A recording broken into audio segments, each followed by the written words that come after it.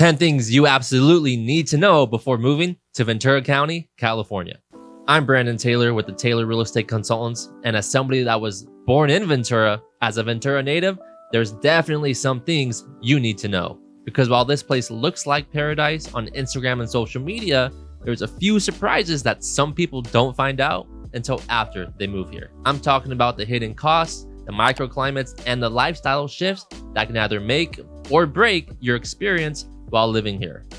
So in this video, I'm breaking down the 10 most important things you need to know before moving to Ventura County.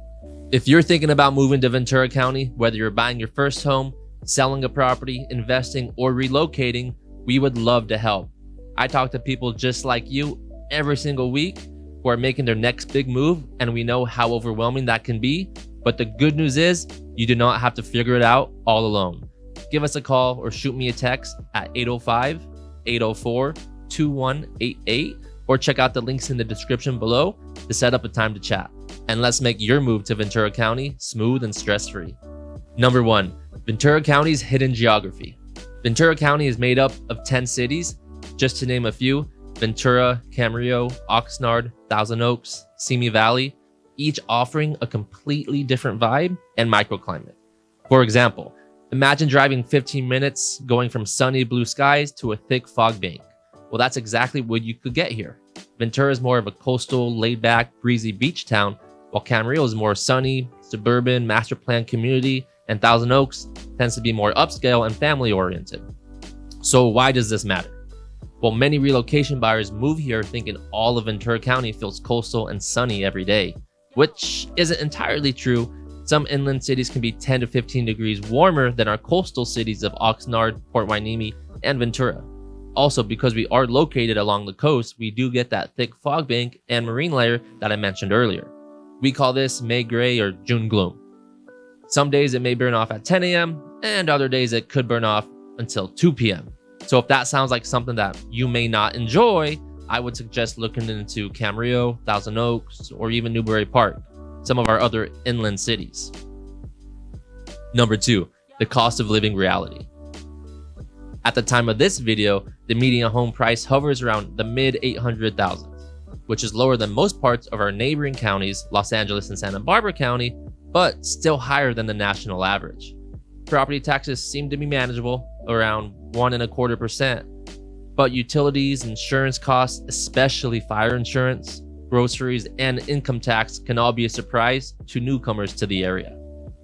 So it's very, very important to not only compare the mortgage amount and housing prices here, but also compare your total housing costs and everyday expenses. Also, because we do have that higher cost of living in comparison to the national average, we do have some areas where you'll find more of the homeless population, although in my opinion, it seems to have gotten better as of recent. Number 3, commute and traffic patterns. The 101 freeway is our main artery, but during rush hour between Camarillo, Oxnard, and Ventura can still get pretty backed up. I would say anywhere from the Conejo grade in Camarillo to the beginning of Ventura near Victoria and Telephone Road, especially between the hours of 3 p.m. and 6 p.m. Typically, you'll find a lot of traffic. Also, because Ventura does have great year-round weather, we have lots of community events and annual festivals. At the Ventura County Fairgrounds, we even have Surf Rodeo, the X Games, Taco Tequila Festival, the recent Oktoberfest, etc. So on those weekends especially, you can expect increased traffic on both sides of the freeway. Parking downtown tends to be a problem. There are some paid parking lots available, but otherwise the free parking does get packed pretty quick. Whether we have visitors from LA County commuting here for cooler weather and events, or just people driving through Ventura County to get to Carpinteria or Santa Barbara, you can definitely expect some added commute time on those weekends, and many locals do work remote or hybrid to avoid some of these longer commutes. One quick side note is some of the roads and streets throughout our cities do need some upkeep and maintenance, as there are some bumps, potholes, and uneven parts of the street pavement. Number 4, we live in a beach community that closes early. If you're coming from LA, San Diego, or anywhere big, yes, things here do tend to close earlier. We have a much slower, peaceful vibe than Los Angeles or even San Diego, which for many locals is a huge lifestyle win. There isn't much of a nightlife here. Although we have some great local breweries, which offer live music at times, we also have bars, but again, they do tend to close a little bit early. Being centrally located between Malibu and Santa Barbara makes it a lot easier for those looking for that nightlife scene to access it. Santa Barbara is about a 20-minute drive with no traffic, where LA could be about an hour or so. That's always an option for those looking for a fun night scene.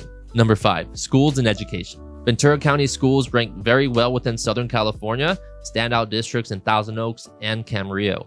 We've also seen an increase in charter and magnet schools within our area. One thing to keep in mind is that for families moving here, they often choose their neighborhood based on the school boundaries and school district maps. We've even helped some local families sell and move to another neighborhood just based on the schools there alone. So if that is something that is important to you, please reach out to us. We have some resources that we can share with you regarding school district maps. Number 6, lifestyle and outdoor living.